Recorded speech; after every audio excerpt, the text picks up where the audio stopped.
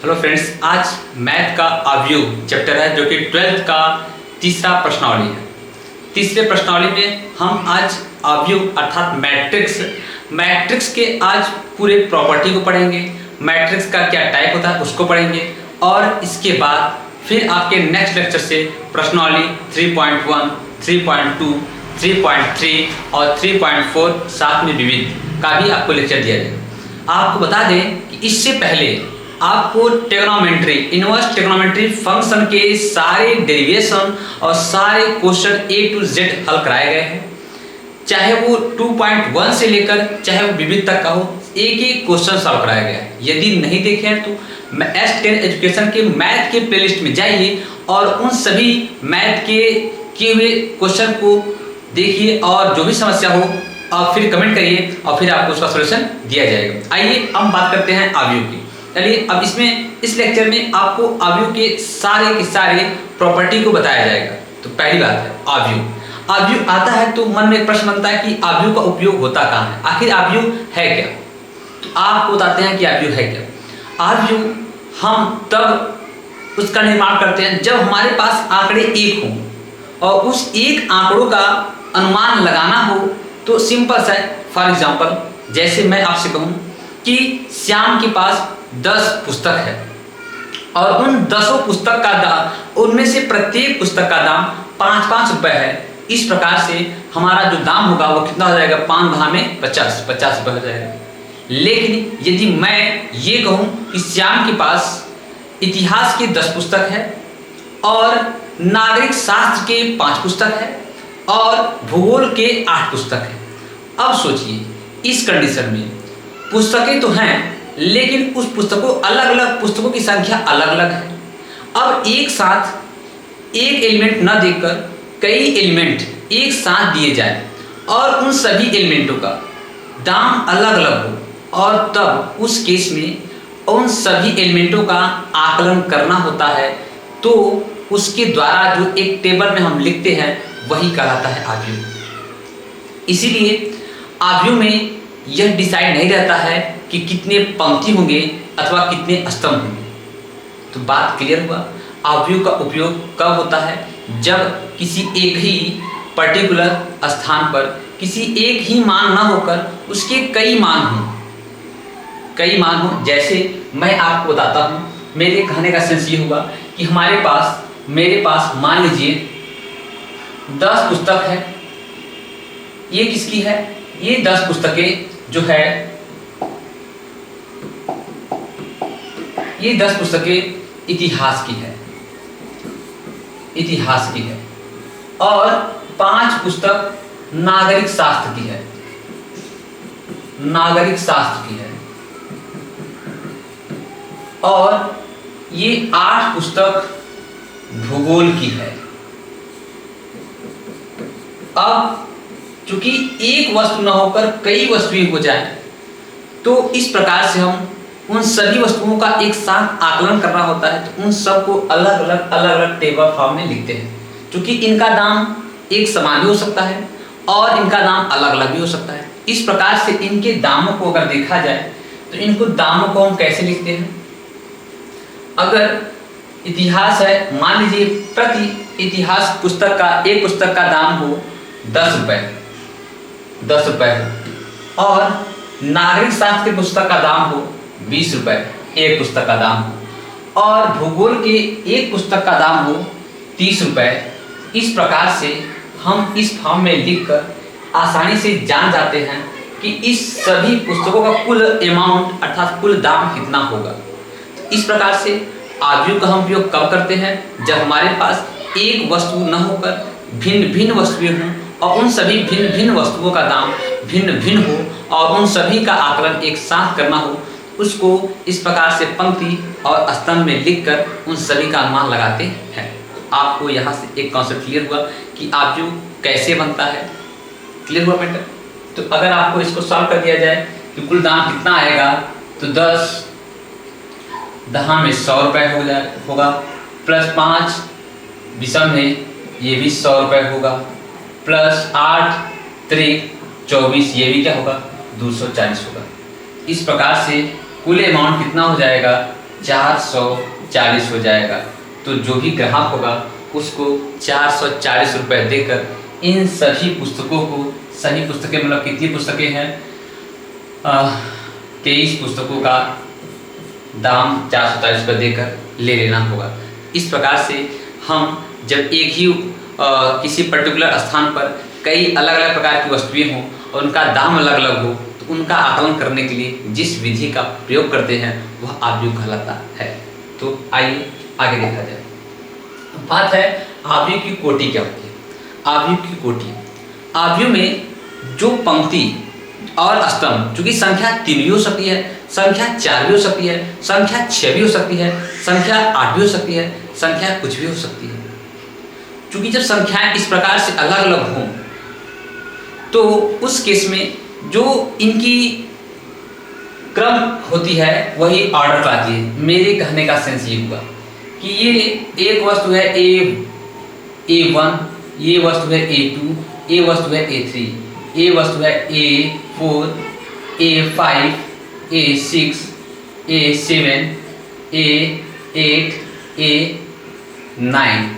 तो इसमें इस वाले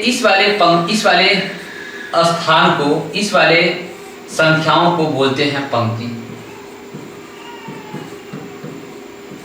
और इसमें जो इस प्रकार से रहता है उसको बोलते हैं स्तंभ। स्तंभ। तो लेटे हुए स्थान को पंक्ति बोलते हैं और ऊर्ध्वाधर स्थान को स्तंभ बोलते हैं, अर्थात रो बोलते हैं, इसको रो बोलते हैं और इसको बोलते हैं कॉलम बोलते हैं, इसको कॉलम बोलते हैं। तो इसी पंक्ति और रो की कुल संख्या ही, अर्थात कहने का सेंस हुआ कि पंक्ति और कॉलम की संख्याओं का गुणनफल ऑर्डर कहलाता है। पंक्ति, तो पंक्ति कौन हुआ, कितनी पंक्ति हुई, इसको ये पंक्ति को R से ले लिए और स्तंभ को C से ले लिए। इस प्रकार से पंक्ति और स्तंभ की संख्या ही, गुणनफल की संख्या क्या कहलाता है, कोटि कहलाती है। क्या कहलाती है भाई, कोटि कहलाती है। इसको हम ऐसे भी लिखते हैं या हम इसको ऐसे भी लिख सकते हैं, जैसे M गुणे N, यही ऑर्डर, यही गुणनफल क्या कहलाती है, कोटि कहलाती है। अब M क्या होता है याद रखना होगा। पहले हमेशा पंक्ति लिखते हैं, पहले हमेशा पंक्ति लिखते हैं, फिर उसके बाद क्या लिखते हैं, स्तंभ लिखते हैं, स्तंभ। तो पंक्ति गुणे स्तंभ को क्या कहते हैं, कोटि कहते हैं। तो अगर हम बात करें इसमें ये कितने कोटि का है, तो आप बोलोगे यह जो है 3 गुणे 3 का कोटि का है। तो कोटि के कुल गुणनफल को भी हम बता सकते हैं कि उसमें कितने अवयव होंगे। यदि कोटि का गुणनफल कर दिया जाए तो 3 त्रिका 9, तो उसमें कितने अवयव हैं, तो 9 अवयव हैं। गिन लीजिए, 1 2 3 4 5 6 7 8 9, 9 अवयव है। जैसे मेरे कहने का सेंस ये हुआ, जैसे मेरे कहने का सेंस ये हुआ कि अगर हम ऐसे लिख दें A11, A12, A21, A22, ये कितने ऑर्डर का है, इसमें एक पंक्ति और 2 पंक्ति है। 2 पंक्ति है तो यहाँ लिखेंगे हम 2 गुणे कितने कॉलम है, 1 कॉलम 2 कॉलम, कितने कॉलम हुए, 2 कॉलम हुए। तो इस प्रकार से इसकी जो कोटि होगी वो क्या होगी, 2 गुणे 2 की होगी। कोटि क्या होगी इसकी, 2 गुणे 2 की होगी। क्लियर हुआ। और इसमें अवयव कितने होंगे, तो अवयव बोलोगे इसमें होंगे अवयव 4 होंगे। मैं आपको थोड़ा सा एक एग्जांपल और दूं, जैसे मैं ऐसे लिख दूं A11, A12, A13, A21, A22, A23, इसका ऑर्डर क्या आप बोलोगे, इसका ऑर्डर, इसमें 1 पंक्ति 2 पंक्ति, पंक्ति कितने हुए इसके 2, कॉलम कितने हुए, 1 कॉलम 2 कॉलम 3 कॉलम, कॉलम कितने हुए, कॉलम कितने हुए इसके 3 कॉलम हुए। तो पंक्ति पहले क्या लिखते हैं, पहले लिखते हैं पंक्ति, याद रखना पहले हमेशा पंक्ति लिखते हैं, फिर बाद में कई कॉलम वर्टिकल लाइन कई 3 है, फिर लिखते हैं कॉलम। ये इसका क्या हुआ, ऑर्डर हुआ, अर्थात ये इसकी क्या हुई, यही इसकी कोटि हुई, यही इसकी कोटि हुई। अब कोटि के गुणनफल को अवयव की संख्या कहते हैं, तो 3 दूना के 6, अवयव कितने हैं गिन लीजिए 6। अब मैटर है कि A11 क्या होता है, A12 ये ऐसा क्यों लिखते हैं। चलिए आपको बताता हूँ ऐसा क्यों लिखते हैं। याद रखना है A11 का मतलब हुआ, आपको मैं ऑर्डर में बता चुका, आपको मैं कोटि में बताया कि पहले पंक्ति फिर स्तंभ लिखते हैं। A11 का मतलब क्या हुआ, A1 मतलब क्या हुआ पहला पंक्ति, और इस 1 का मतलब क्या हुआ पहला स्तंभ। अगर A यहाँ पे I गुणे J हो या ऐसे लिखा हो AM गुणे N, इसका मतलब ये है बताता है पंक्तियों की संख्या और ये बताता है कोटि की संख्या। ये आपको बताएगा कितना पंक्ति कैसरा वाला पंक्ति है, और ये आपको बताएगा कि कैसरा वाला स्तंभ है, कैसरा वाला पंक्ति है और कैसरा वाला स्तंभ है, ये कंडीशन बताएगा। जैसे A11 मतलब पहला पंक्ति पहला स्तंभ हुआ, A12 का मतलब क्या हुआ, पंक्ति तो अभी पहला ही चल रहा है लेकिन स्तंभ कैसरा, पहला स्तंभ ये था, दूसरा स्तंभ पहुंच गए। A13 का मतलब क्या हुआ, पंक्ति तो अभी मैं पहले पंक्ति में ही चल रहा हूं लेकिन स्तंभ कैसरा आ चुका है, पहला दूसरा तीसरा। A14 का मतलब क्या हुआ, पंक्ति अभी मैं पहले पंक्ति में ही चल रहा हूं लेकिन स्तंभ कैसा हो गए, चौथा हो गया। अब देखो A21 लिखूंगा, इसका सेंस क्या हुआ, पहला पंक्ति ये था, दूसरा पंक्ति ये है, दूसरे पंक्ति में हूं लेकिन स्तंभ मेरा क्या है, पहला वाला ही है। A22 का मतलब क्या हुआ, हमारा दूसरा पंक्ति है और दूसरा स्तंभ भी है। देखो पहला स्तंभ दूसरा स्तंभ है, पहला पंक्ति दूसरा पंक्ति है, दूसरा स्तंभ है। A23 का मतलब क्या हुआ, पंक्ति कैसरा है, दूसरा, पहला पंक्ति दूसरा पंक्ति, स्तंभ कैसरा है, स्तंभ तीसरा है। A24 इसका सेंस क्या हुआ, पंक्ति हमारा दूसरा लेकिन स्तंभ चौथा है। इसी प्रकार आप A31 लिख सकते हो, A32 लिख सकते हो, A33 लिख सकते हो, A34 लिख सकते हो। इसका सेंस क्या हुआ कि तीसरा पंक्ति है और चौथा स्तंभ है। इस प्रकार से पंक्ति और स्तंभ को लिखकर दिखाते हैं। आइए आगे का कंडीशन देखा जाए। चलिए अब क्या हेडिंग है हमारा, आव्यूह के प्रकार। स्तंभ आव्यूह के क्या प्रकार है, आव्यूह के कई प्रकार होते हैं। कुछ मेन एग्जाम्पल जो कि आपको एनसीईआरटी में दिया हुआ है, हम उन्हीं पर बात करेंगे, ठीक है। जैसा क्या है, पहला आपका है कि स्तंभ आव्यूह। स्तंभ आव्यूह अगर नाम आ गया मतलब वो कैसा होना चाहिए, वो स्तंभ जैसा दिखना चाहिए। स्तंभ जैसा कब दिखेगा, जो आव्यूह है उसी की संख्या 1 होनी चाहिए। स्तंभ आव्यूह है तो स्तंभ की संख्या 1 रहेगा तभी वो स्तंभ जैसा दिखेगा। खड़ा तभी कब दिखेगा, जब स्तंभ आव्यूह है और स्तंभ की संख्या 1 कर दो तो वो एकदम खड़ा हुआ दिखेगा। जैसे मैं बनाऊं, ये देखो ऐसे बनाओगे, A11, A21, A31। अब इसमें देखो इसका ऑर्डर क्या है, पंक्ति कितने हैं भाई, 1 2 3, तो पंक्ति कितने हैं भाई इसके, पंक्ति 3 है, स्तंभ तो 1 ही है, तो इसका जो ऑर्डर हुआ वो 3 गुणे 1 का हुआ। तो इसमें पंक्ति कितना है, 3 है लेकिन स्तंभ 1 है। क्योंकि स्तंभ 1 रहेगा तभी वो स्तंभ बना ही पाएगा। तो स्तंभ आव्यूह किसे कहते हैं, ऐसा आव्यूह जिसमें स्तंभ 1 हो क्योंकि उसको खड़ा होना है और पंक्तियों की संख्या कई हो तो क्या कहलाता है, वो स्तंभ आव्यूह कहलाता है। अब बात करेंगे पंक्ति आव्यूह किसे कहते हैं। पंक्ति मतलब रो मतलब क्या, लेटा हुआ कब रहेगा, जब पंक्ति आव्यूह की बात कर रहा है तो पंक्ति की संख्या 1 होनी चाहिए। तो पंक्ति की संख्या अगर 1 होना होगा तो कैसे करोगे, A11, A12, A13, A14। इसका ऑर्डर क्या हो, पंक्ति इसमें 1 ही है तो पहले लिखते हैं पंक्ति, स्तंभ 1 2 3 4 है तो स्तंभ लिखेंगे 4। यदि पंक्ति आव्यूह है तो पंक्ति की संख्या 1 होगी तभी यह लेटा हुआ दिखेगा, ये क्या कहलाएगा, पंक्ति आव्यूह कहलाएगा। अब बात करें वर्ग आव्यूह। वर्ग का मतलब होता है लंबाई चौड़ाई ऊंचाई सभी बराबर हो, जिसमें स्तंभ और पंक्ति बराबर हो वो वर्ग आव्यूह कहलाता है। A11, A12, A21, A22, ये क्या है? वर्ग आव्यूह है। या आप और बना सकते हो वर्ग आव्यूह को, ऐसे कर सकते हो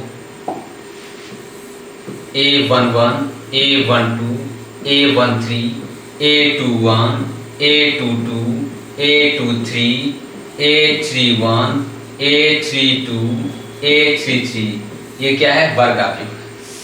क्योंकि आपको बताया गया मैट्रिक्स में पंक्तियों और स्तंभ अलग अलग हो सकते हैं। जब हम सारणी पढ़ेंगे तो उसमें बताएंगे कि नहीं, उसमें हमेशा बराबर ही रहेगा और इसको बड़े कोष्ठक में लिखा जाता है। आइए नेक्स्ट हेडिंग क्या है? विकर्ण आव्यूह किसे कहते हैं? ऐसा आव्यूह जिसके विकर्ण के अवयव कुछ भी हो लेकिन बाकी सभी अवयव शून्य हो, विकर्ण आव्यूह कहलाता है। एग्जाम्पल रूप में A0 0 0 B 0 0 0 C, विकर्ण का कुछ भी हो, विकर्ण का कुछ भी हो लेकिन अन्य सभी अवयव 0 हो, क्या कहलाता है? विकर्ण आव्यूह कहलाता है। बात करें अदिश आव्यूह। अदिश आव्यूह किसे कहते हैं? ऐसा आव्यूह जिसके विकर्ण के सभी अवयव एक समान हो, विकर्ण के सभी अवयव एक समान हो जाए, बाकी सब 0।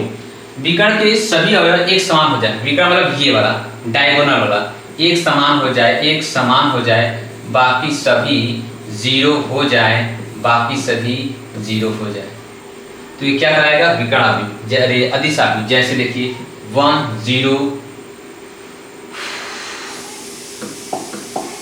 इसे मैं कर दूं 2 0 0 0 2 0 0 0 2, विकर्ण के सारे अवयव एक समान है, बाकी सब 0, तो क्या कहलाएगा वो? अदिश आव्यूह। विकर्ण के अलग अलग हो जाए तो विकर्ण आव्यूह।